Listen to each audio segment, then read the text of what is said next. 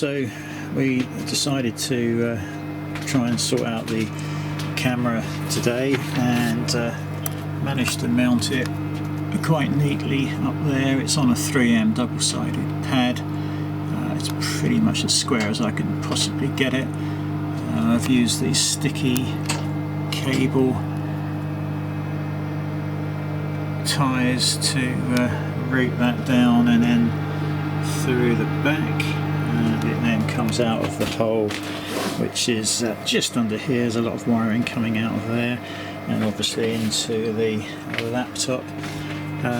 So I've run through on Lightburn the laser tools. I think it's laser tools. Let's bring that up. Yeah, so you do calibrate camera lens first of all, and that basically involves completely covering up the honeycomb with a sheet, and then you run through with this dotted paper. There's older YouTube videos on this. They're not using this pattern, so you need to download.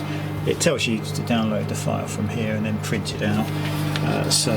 Yeah, do that, and it basically runs through various positions. It will ask for here, and then all the way around, and it will give you a marking, out of however many, and it will tell you whether it's average, good, or really good reading.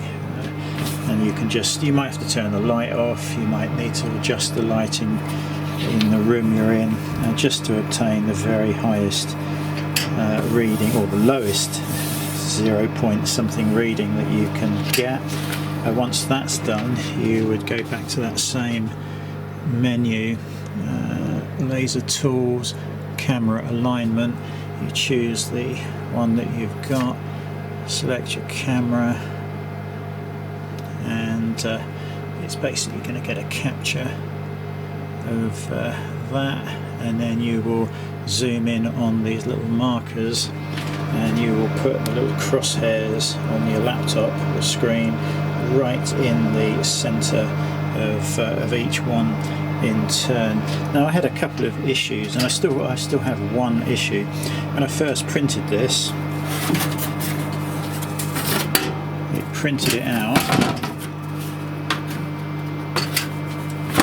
mirrored like that. Now, I went into the origin settings and I set up the origin for this top left. I don't think it's going to do it now, but no, it's not happy with this. No, it's not going to do it. So I changed the origin to top left and then ran it again, and it seemed to be okay after that. So whilst it printed okay on here, it's not actually being shown properly on the display here. There's no markings at the moment, and in fact I didn't even know there were markings on here, but they were in yellow, which is not a colour I see brilliantly. It would have been better if it was in a much darker colour, but on this screen it's reversed. It's printing correctly there, but it's reversed on here. I haven't found any settings to change that yet, but I'm sure there must be in there somewhere. So yeah, once you've done that and aligned the crosshairs with each center, you can zoom in on the screen.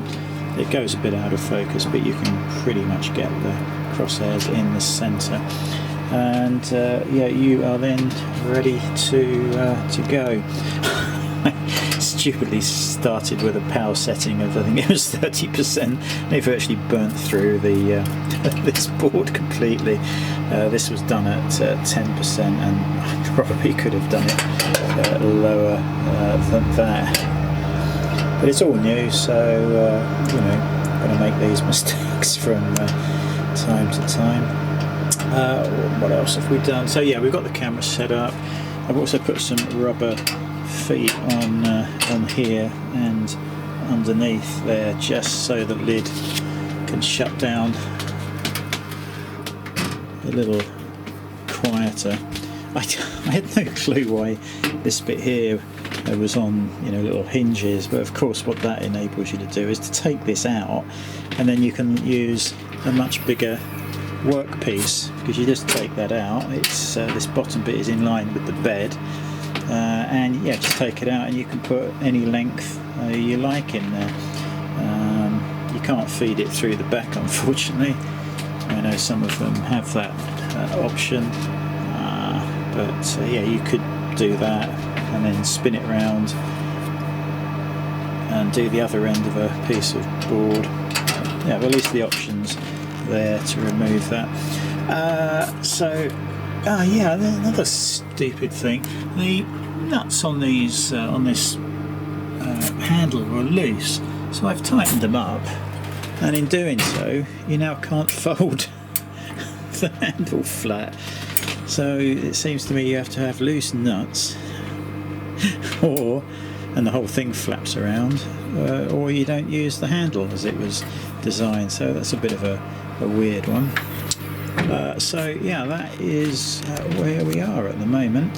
If anyone knows how to reverse this screen, that would be great, because I just don't see how you can do that.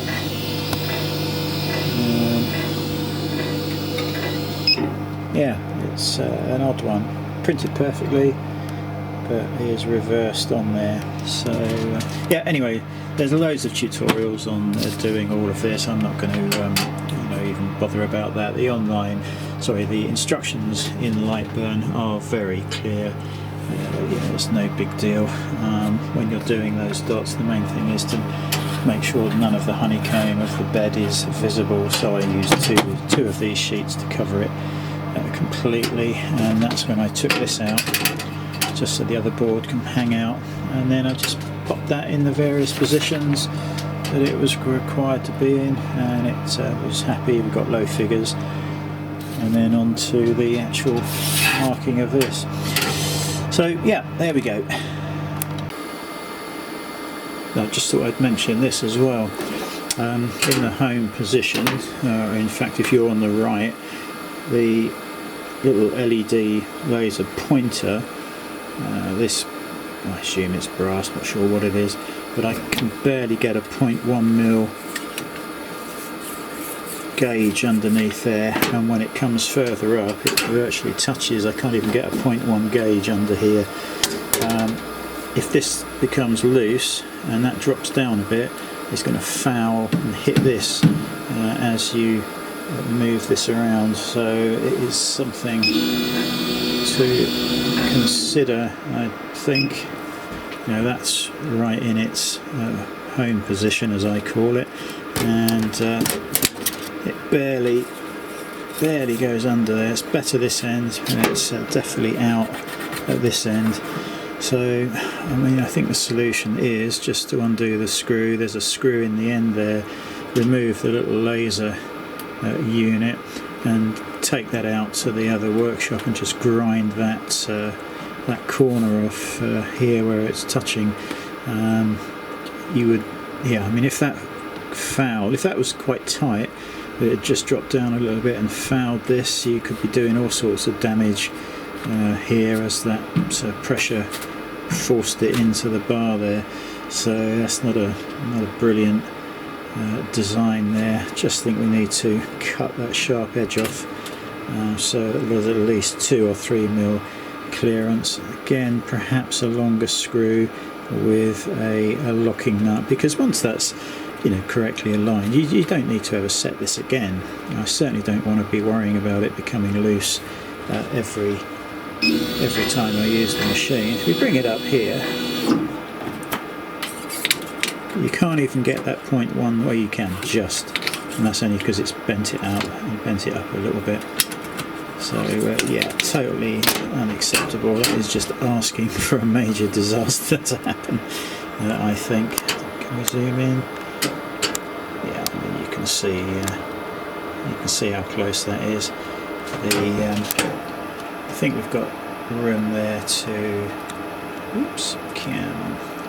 we've got room there just to nick that corner off without touching the plastic of the laser, hopefully.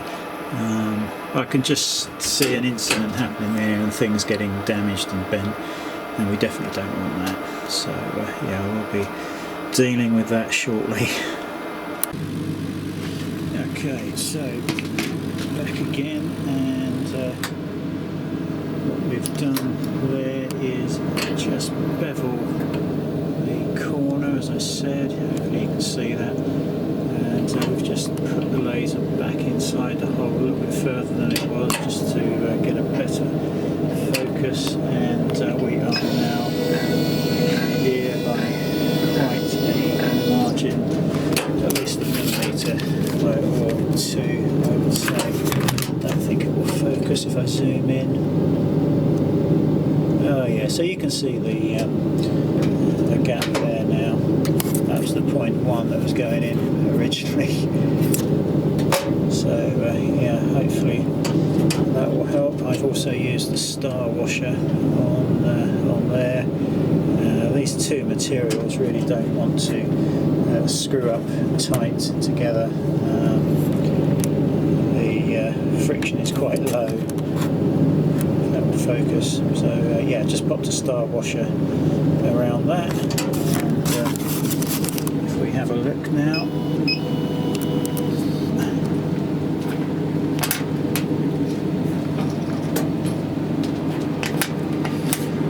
Bypass that sensor so we can see, and just do a quick pulse, focus. It's pretty close to, in fact, if anything it could do with coming very slightly back this way, back to the right, but it's close enough. Oops. Focus very easily. Turn the manual focus on, but you can see just the outline of the burn hole where the laser is. That's close enough. We don't need it any closer than that. We just didn't want that fouling on here. We certainly don't want it collapsing and unscrewing. Probably the easiest thing is some thread lock on here. Same on the grub screw that's holding the laser in. Might do that, so we'll see how it goes. So yeah, that is it for today, I suspect, and we'll do some more tomorrow.